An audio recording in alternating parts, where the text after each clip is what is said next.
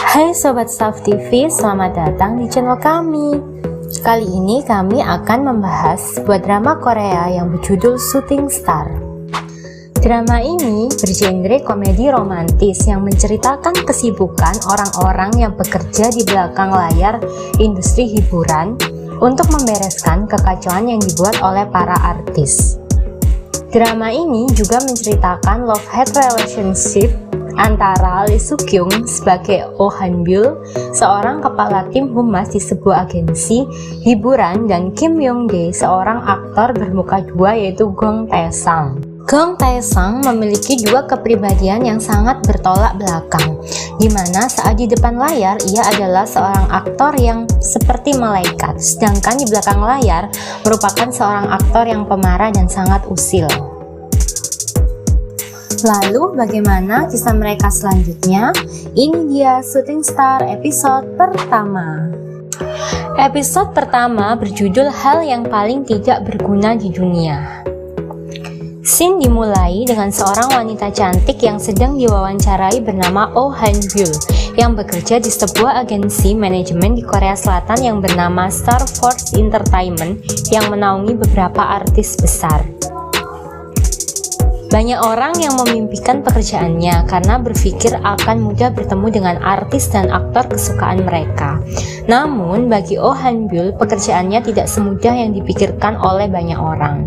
Han Byul harus menghadapi segala kekacauan yang disebabkan oleh artis yang bernaung di bawah agensinya. Semua kerja keras itu dilakukannya tanpa mengenal waktu. Seperti membuat konten yang menjadikan artis-artis itu layaknya orang yang sangat baik, hingga menyelesaikan rumor kencan atau mengancam reporter untuk menghilangkan berita yang tidak baik yang melibatkan artisnya. Sementara itu di tempat lain yaitu Afrika, terdapat seorang artis yang saat ini sangat populer di Korea bernama Gong Tae-sang. Saat ini ia sedang melakukan kerja sukarelawan selama 1 tahun. Di sana ia menjadi relawan yang bekerja keras membuat sumur yang menjadi sumber air bersih untuk penduduk Afrika. Dalam scene digambarkan bahwa Gong Tae-sang berhasil mendapatkan sumber air dan membuatnya disanjung-sanjung oleh media di Korea, dan media menganggapnya sebagai seorang malaikat. Ketika di kamarnya, Tae-sang sedang menulis sebuah pidato yang akan dibacakannya saat akan kembali ke Korea. Kemudian ia dihampiri oleh seseorang yang menanyakan siapa yang akan ia temui saat akan kembali ke Korea pertama kali, dan akhirnya Tae-sang ingat Han Byul dan memandangi foto mereka berdua saat ia akan berangkat ke Afrika di bandara. Kembali lagi ke Korea. Pekerjaan Oh Han Byul yang sangat sibuk membuatnya tidak memiliki waktu pribadi yang cukup. Bahkan saat ia mengikuti kencan buta pun, Oh Han Byul harus tetap bekerja untuk membereskan rumor kencan yang diakibatkan oleh salah satu artis di agensinya, sehingga menyebabkan Han Byul terpaksa meninggalkan kencan butanya. Keesokan harinya, Han Byul bertemu dengan teman yang senasib dengannya, yaitu seorang reporter bernama Jung Ki-po. Di sana, Han Byul berkeluh kesah tentang pekerjaannya dan kencan butanya yang terus-menerus gagal. Kemudian, Ki-po memberikan beberapa saran kepada Han Byul. Setelah selesai makan, mereka berjalan pulang ke kantornya. Di sepanjang jalan, mereka banyak melihat poster Gong Tae-sang di mana-mana. Jung Ki-po memakluminya karena saat ini Tae-sang memang aktor yang sangat populer dan dicintai banyak fansnya. Berbeda dengan Ki-po, Han Byul terlihat sangat kesal melihat poster Tae-sang. Tiba-tiba Han Byul teringat kejadian saat Tae-sang akan pergi ke Afrika. Tae-sang diantar oleh fansnya yang sangat banyak, yang menyebabkan Han Byul kesulitan untuk menembus kerumunan, sehingga menyebabkannya terjatuh. Kemudian di hadapan para fansnya, Tae-sang menolongnya dan membisikkan sesuatu. Hayo, kira-kira apa yang dibisikkan Tae-sang? Sesampainya di kantor, Han Byul melakukan rapat mingguan. Di rapat tersebut dihadiri oleh semua tim agensi. Seperti biasa, di rapat tersebut, pimpinan akan menegur satu persatu anggota tim yang tidak becus melakukan pekerjaannya, seperti Park Hoyong, seorang manajer artis, di mana artis yang ia tanggung jawabi selalu membuat skandal kencan, padahal menurutnya dia sudah selalu menegur artis tersebut. Dan di sana ada pengacara Do So Hyun, seorang pengacara handal dan tegas yang siap menuntut semua reporter yang menulis artikel buruk tentang artis-artis di bawah agensinya. Di akhir rapat, ketua tim mengingatkan mereka semua bahwa mereka harus mengikuti tes kesehatan fisik rutin. Jika tidak, gaji mereka akan dipotong. Bukannya mereka menolak tes tersebut, namun pekerjaan yang sangat sibuk membuat mereka kesulitan meluangkan waktu untuk melakukan tes tersebut.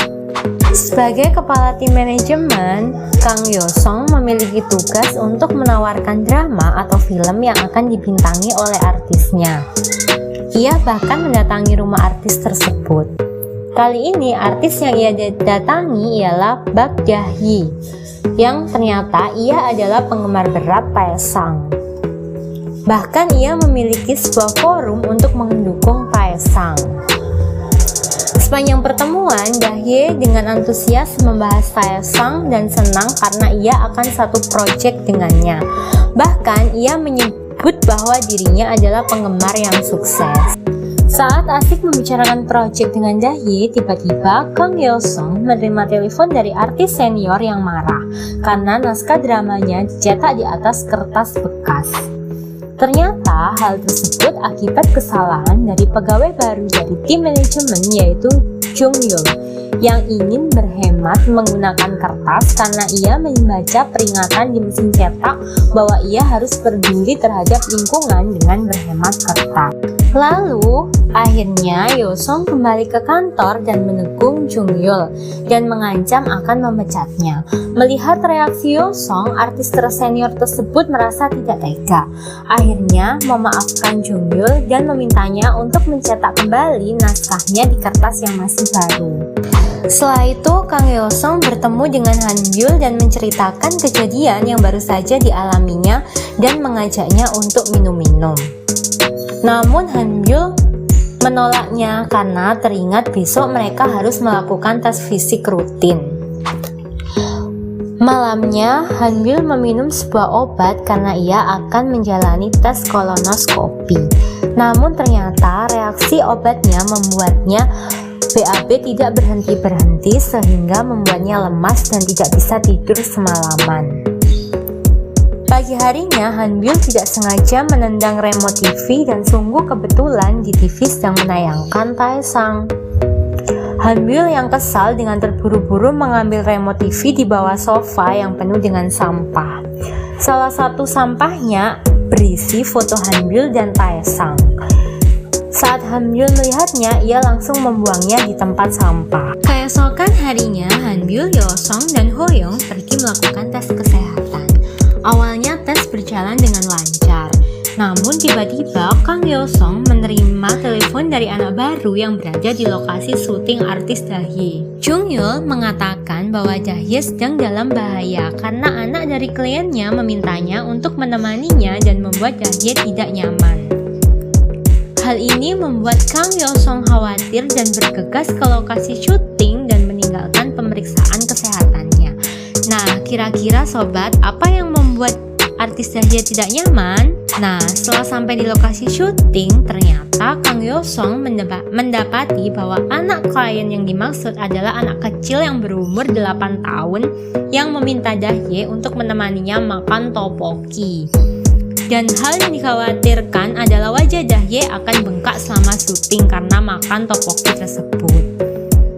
Tentunya hal tersebut sangat membuat Yo-sung kesal karena ia sampai berlari meninggalkan tes kesehatannya dan pergi ke lokasi syuting. Sementara itu, di rumah sakit, Han Byul dan Hoyong juga mendapat telepon secara bersamaan. Telepon tersebut berasal dari reporter yang menanyakan rumor kencan aktor Jang Soo-wook. Kemudian Han Byul dengan panik memeriksa artikel dan marah kepada Oh Hoyong karena sebagai manajer ia dinilai gagal menangani artisnya.